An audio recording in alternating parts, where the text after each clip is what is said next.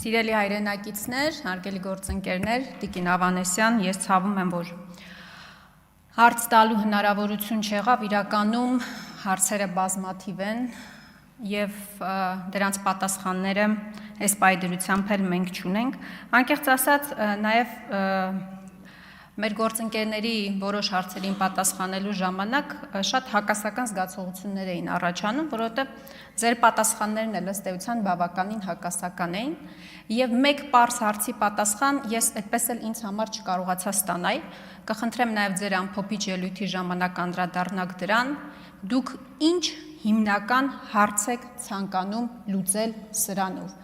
ինչ եք ուզում անել։ Այս պարզ հարցի պատասխանը խնդրում եմ հստակ ձևակերպել, ինչու եմ այս հարցը ես հիմա բարձրաձայնում, որովհետև դուք տեսեք, մի կողմից ասում եք, որ սա հեղափոխական մոտեցում է, շատ լավ, ընդունենք հեղափոխական մոտեցումը, բայց մյուս կողմից էլ ասում եք, որ այս աշխարհում ձրի ոչինչ չկա, եւ առողջապահության համընդհանուր ապահովագրություն չի նշանակում, որ առողջապահությունը այլևս անվճար է լինելու Հայաստանի Հանրապետությունում։ Այդ դեպքում ուզում եմ հասկանալ, թե սրա ինչն է հեղափոխական։ Տիկին Ավանեսյան, դուք այդպես էլ չկարողացաք եւ այս ամբողջ ընթացքում չի ներկայացվել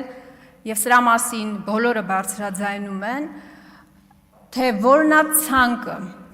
որ ծառայություններից, հստակ որ ծառայություններից, տարեկան չգիտեմ քանի անգամ օգտվելու են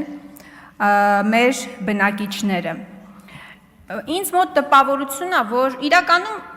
առողջապահության պետական այս ապահովագրության համընդհանուր ապահովագրության համակարգը լավ բան է, բայց ինձ համար անհասկանալի է, թե դուք հիմնական շեշտադրումը ինչի վրա եք արել, որովհետև այսինքն ռազմավարությունը ձեր որն է, Ինձ մոտ տպավորություն է, որ դուք հետևյալ սկզբունքն եք որդեգրել, բոլորին մի քիչ, բայց արդյոք սա հարցի լուծում է։ Դուք խոսեցիք քաղցկեղ հիվանդության մասին, չարագ նորագոյացությունների, ես այս ամբիոնից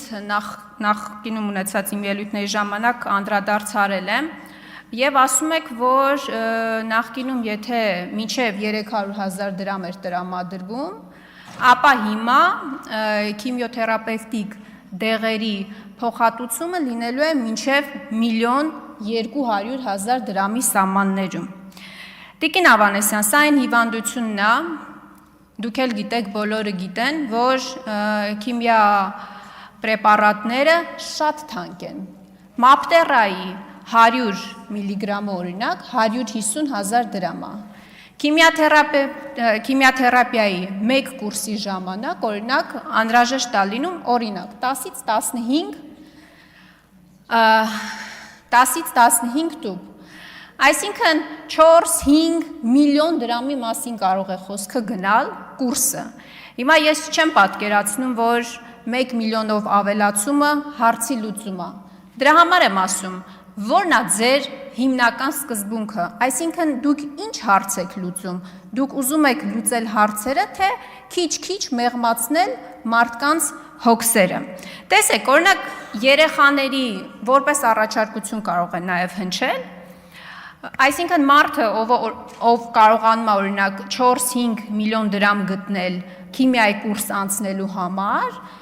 իր համար մեծ հաշվով շատ ես սա միայն քիմիա պրեպարատի մասին եմ խոսում, մապտերայի մասին եմ օրինակ խոսում,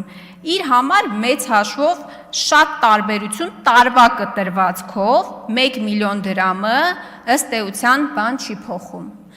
Նորից եմ ասում, տարվա կտրվածքով դա ահռելի գումար է կազմում։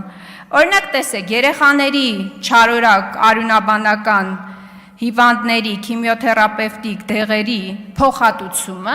տարեկան 200,000 դրամ է։ Օրինակ ինչու է որ հեղափոխական ասում եք, նաև այս ծրագրի նախագծի շրջանակներում երեխաների չարորակ արյունաբանական հիվանդությունների բուժումը ամբողջությամբ այդ թվում նաև քիմիաթերապևտիկ նյութերը, քիմիա պրեպարատները ամբողջությամբ չի փոխհատուցվում։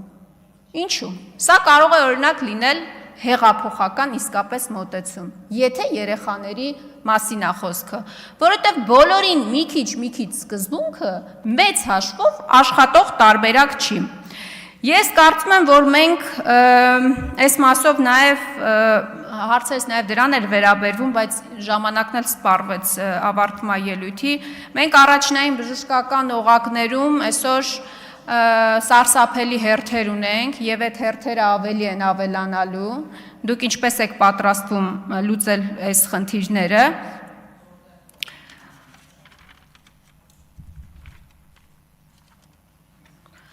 Պոլիկլինիկաները այսօր բավականին նաև իրենց պայմաններով վատ վիճակում են ըստ էության գտնվում, այս հարցերին եւս կցանկանայի անդրադառնալ, շնորհակալ եմ։